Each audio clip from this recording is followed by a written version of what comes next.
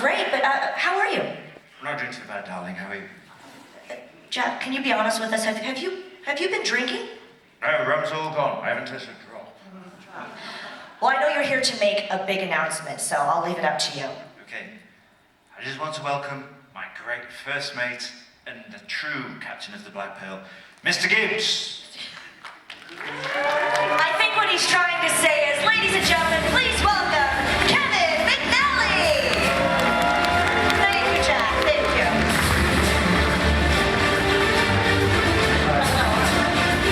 Give it a round of applause to Kevin McNally! That could be wrong. We don't know. Wonderful to have you here. It's very nice to be here. Nice to see you. We have Tim from Monopoly Events is in the audience. Give a round of applause to Tim. He's right over there on the left. Yes, getting his cardio in for the day. If you have a question for our celebrity guest, please just raise your hand and we'll come to you.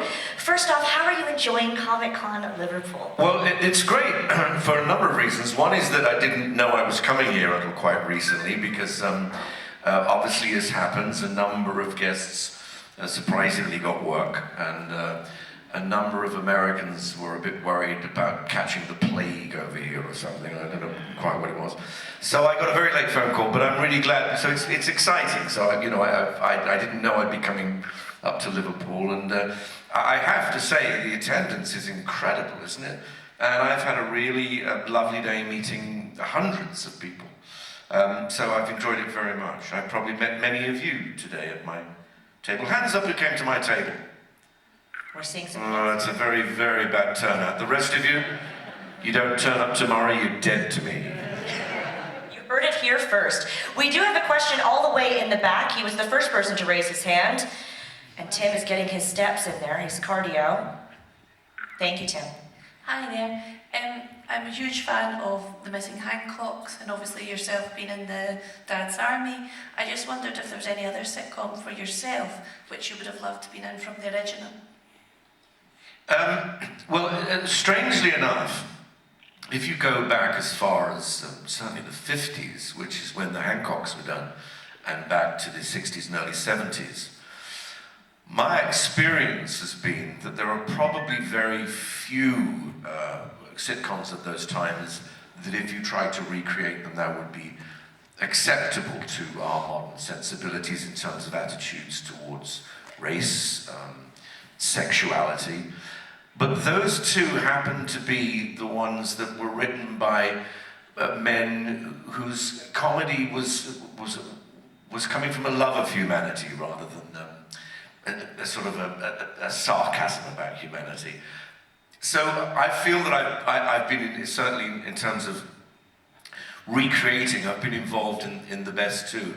As far as going back, I made a show called Poldark many years ago in the 70s, and while I was shooting it at Pebble Mill, they were making the second series of Fawlty Towers. And I just kept hanging around the bar trying to see if I could somehow impress John Cleese and get a small part in Fawlty Towers. Plainly, he was singularly unimpressed by my attempts to make him laugh. As you will all realise, I was never in Fawlty Towers. But that would have been the one for me to have been in, yeah. Thank you for that question. Thank you so much. If you have a question, you can raise your hand or you can approach one of our mic stands. We have a question over here, but we've also got a gentleman standing at microphone number 1 with a question. Hi there. Hi. I was just wondering, when we watch Pirates, how much of the ship actually exists and how much of it a full ship, half a ship? It's hard to... It's a great question. In the first film, before they realised it was going to be a massive hit, and when the Disney executives were on a regular basis soiling themselves about Johnny Depp's performance, which they thought did not suit Disney because it was very camp and it was very drunk. They thought, well, let's save some money quick. So that what they did is they built a deck on a barge, basically, and then it was CGI'd in later. This had a very unfortunate effect on the cast because, as you know, coming from a seafaring community here in Liverpool, that boats are designed to cut through the water, but a barge is there to float on the water. So when you mix that with 50 people, 2 porta potties, and a lot of very ghastly lunchtime food, it was a pretty bad environment, let me tell you.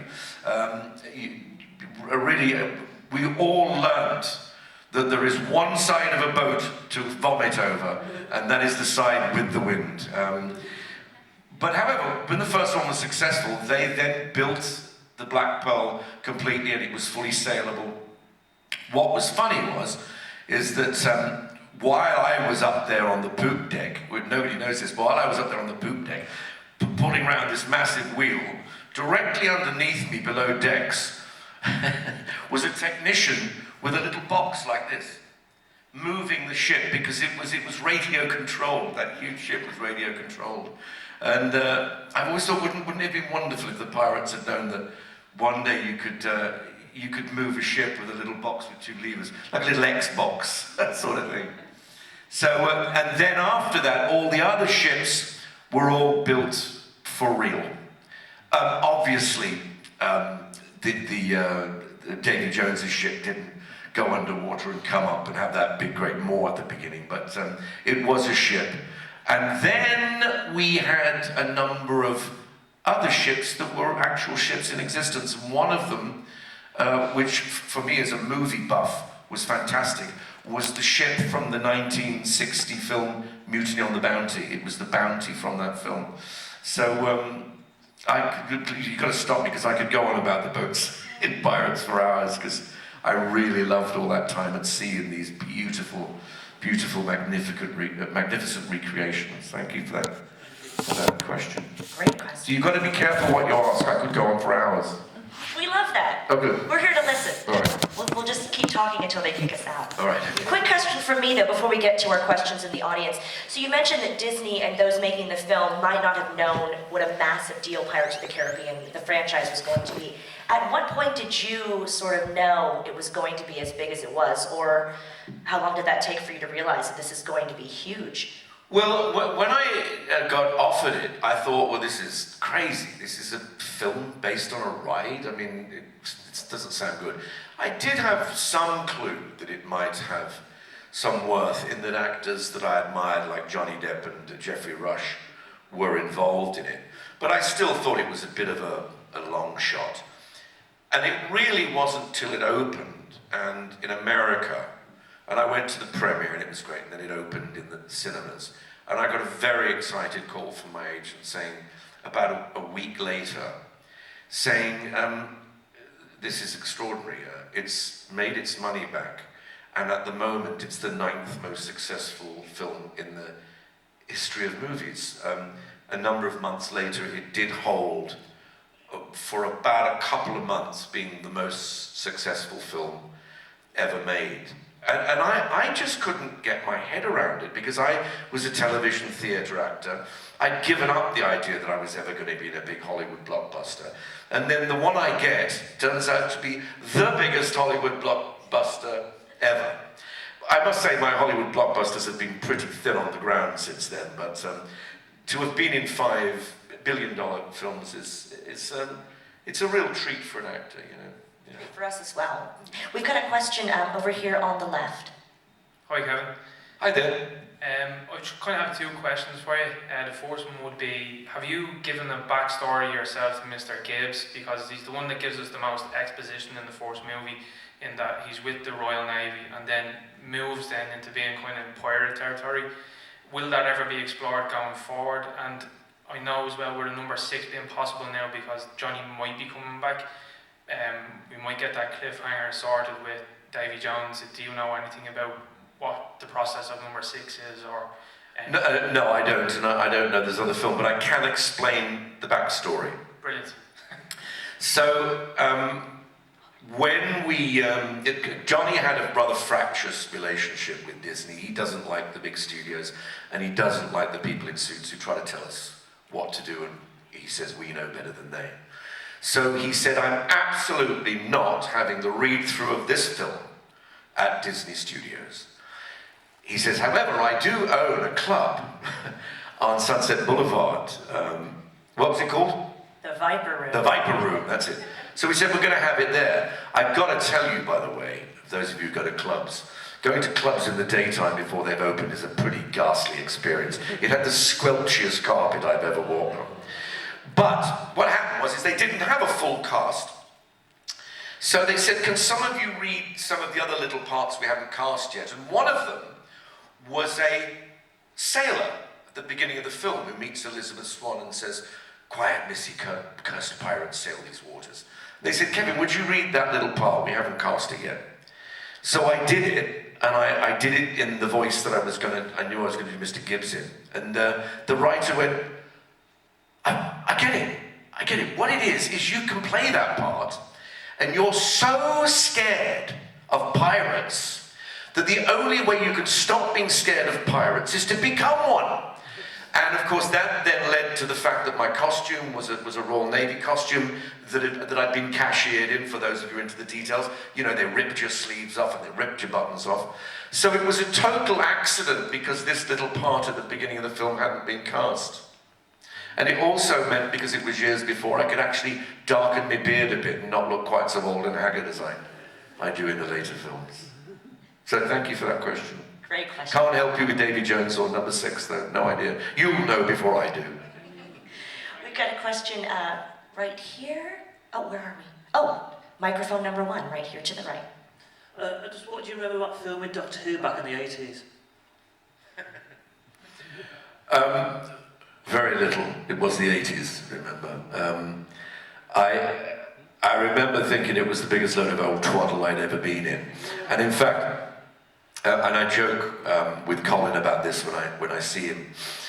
But just to give you a idea of the backstory, there was a wonderful man called Tony Haddock who has Who's Round on the internet. He is a chronicler of all things Who, and he interviewed me for a podcast about 8 years ago, and he met me at a local cafe near where I live, and he was obviously very nervous.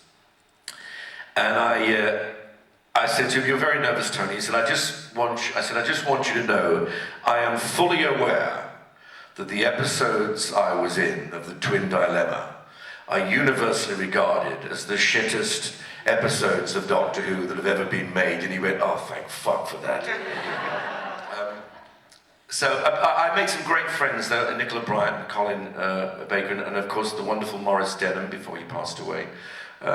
He was a lovely man to work with. But it is truly one of the worst episodes ever made. I mean, to this day I've got no idea what it's about. And the fact that I had this wonderful sort of police uniform at the beginning, and then I don't know, I got caught fire or something, and then they put me in the sort of foil you cook turkeys in for the rest of the episode. It was terrible. So that's what I remember. We've got a question over here on the left. Hello, Kevin. Hello, where are you? Just here, sir. Wave. Oh yeah, hi there. Yeah, okay. I'm a massive fan of the TV series you did in the 70s, I Claudius, where you played the Empress Son Tiberius Castor. I'm just wondering, what were your best memories of that show before you got killed off? Well, Brian Blessed is here today. You have to remember I went to drama school very young, at 16, and I left at 19. And I knew nothing, absolutely nothing. And this is something I tell young actors if they ever ask me for advice, by the way. So I got this part in I, Claudius, and I'm there with Brian Blessed, Derek Jacobi, George Baker, Sean Phillips, John Hurt, these amazing actors, and I'm literally 19 years old. And on the first day, they came up to me and said, "Okay, we finished the read-through and everything," and they said, "Okay, well, every day we're going to put the time on this blackboard when you've got to come in the next day." And I said, well, I'm going to be in when we start rehearsals tomorrow." He said, "Yeah, but you might not be needed till 3 o'clock. I said, "Do you seriously think I'm going to sit at home when I can be in this room, having just left drama school, and watch this cast of actors work and rehearse and approach their craft?" I said, "This is like this will be like something you couldn't put a price on paying for that apprenticeship." And Maggie Tyzak's wonderful, wonderful, became a wonderful friend.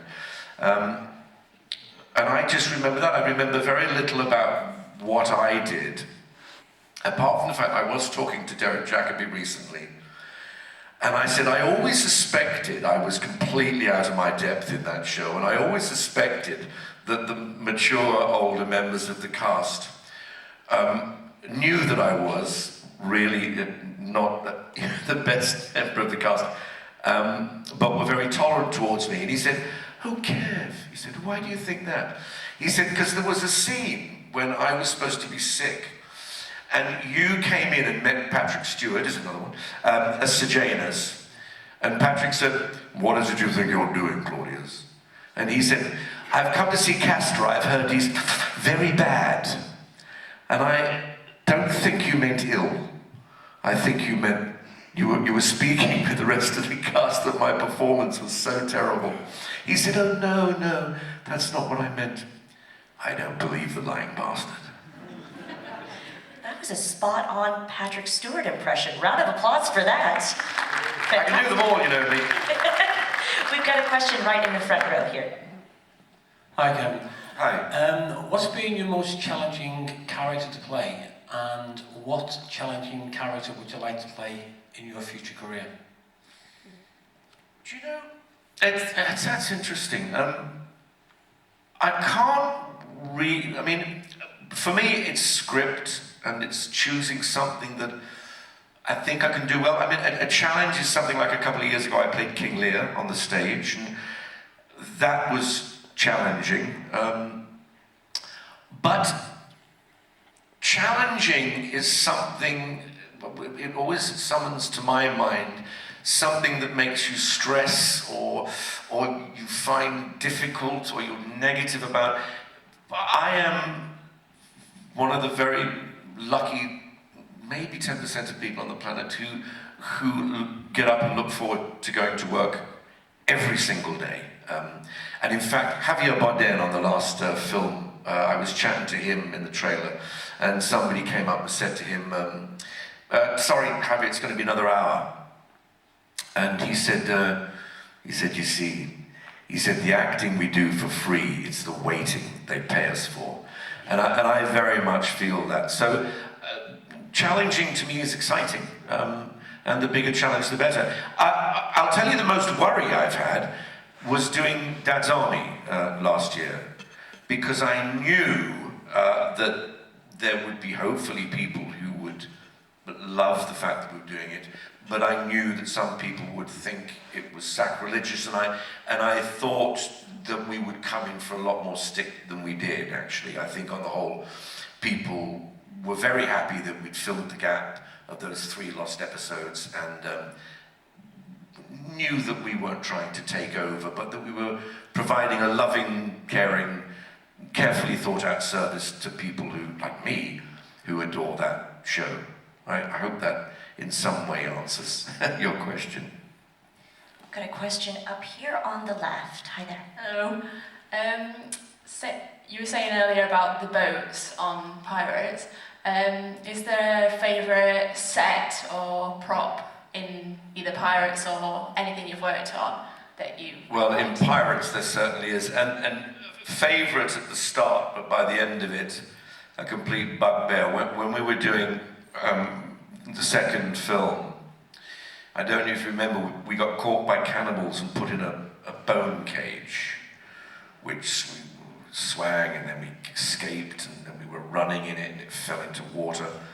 Well, it was kind of funny at first, but wherever we went in the Caribbean and we'd get off a plane, we'd see the freight plane being unloaded, and somebody would go, "Oh, there's the bloody bone cage." We worked in that cage for something like 6 months, off and on. But as it happens, I think finally when the sequence was cut together, it's one of my absolutely favourite Pirates sequences. Got a question over here to the left. Saw a hand. saw a hand on the left. If you have a Did question... did I put them all to sleep with that last answer? No. If you that have a what- question for Mr. McNally, please raise your hand. Question from me. You did mention some lovely advice you just gave to young actors. We see a lot of young actors come to Comic-Cons, and I think with cosplay is where they really get their confidence. There could be young potential actors in the crowd right now. Any more advice for them on where they should start? Well, of course, starting out as an actor today, both of my children want to be actors and are at various stages of trying to do that, and it's very hard for me to give them advice because it's so different from when I started out. But I can advise about the work, and I do lots of workshops with young actors, teaching them audition techniques and how to work on scenes and self-taping, which is so important now for the audition process. But I would say there are two very important things an actor needs. One is preparation, and you can never prepare enough. I did a reading of a play with 6 country songs. I was playing an old country and western singer, and it's not necessarily my forte, but I've been working on those songs for a month now, like for 2 hours a day, and you have to do that. But then after, wait a minute, coronavirus, are you about to sneeze? No. Right in my direction. So preparation, so you turn up on set or at the audition, or completely prepared. But then the really important part is then flexibility. You have to be able to throw it all away and do something else. But the advice I can give you is that preparation prepares you for any choices as an actor that you make. And without that preparation, you're really not going to get anywhere. It's like trying to build a house without foundations. It doesn't work. And in that same vein, do you think that social media is hurting or helping the business of becoming an actor? I don't think social media helps any part of life, really, does it? I'm not so sure I blame social media. I do think... where do I start? I mean, I do think... I love shows like Britain's Got Talent, I love The Voice and stuff, but there is... I lose the will to live when I see young people go in to those auditions and say, this is it, this is my chance and I can be a star. And you go, no, you can't. What you should be doing is trying to get a job somewhere, trying to work. You haven't learnt your craft yet.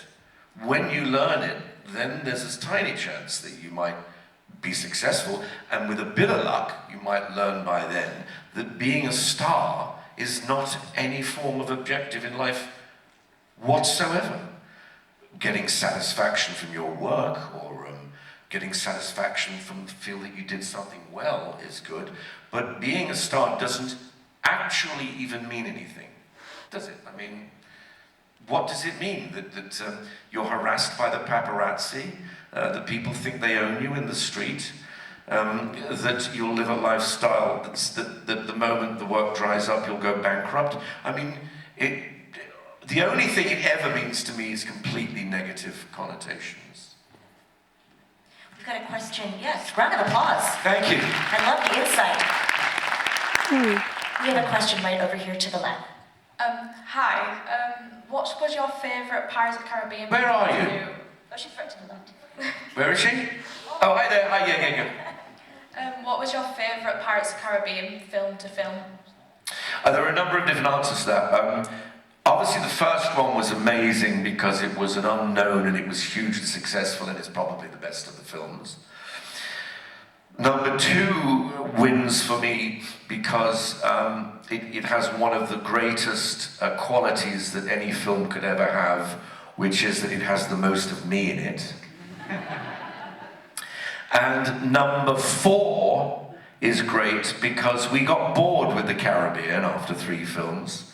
And we went and I spent the most delightful 6 weeks of my life in Hawaii, where I'd never been. I had a lovely suite overlooking the sea and the biggest swimming pool in Hawaii. And I took helicopter rides over the places where they'd made King Kong, and it was absolutely magical.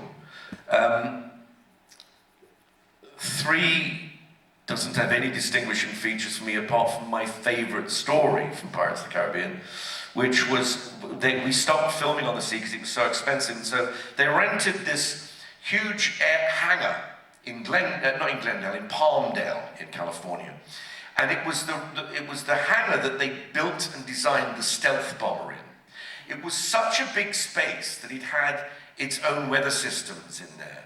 And on certain very muggy days, it would actually start to rain in there with the condensation on the roof.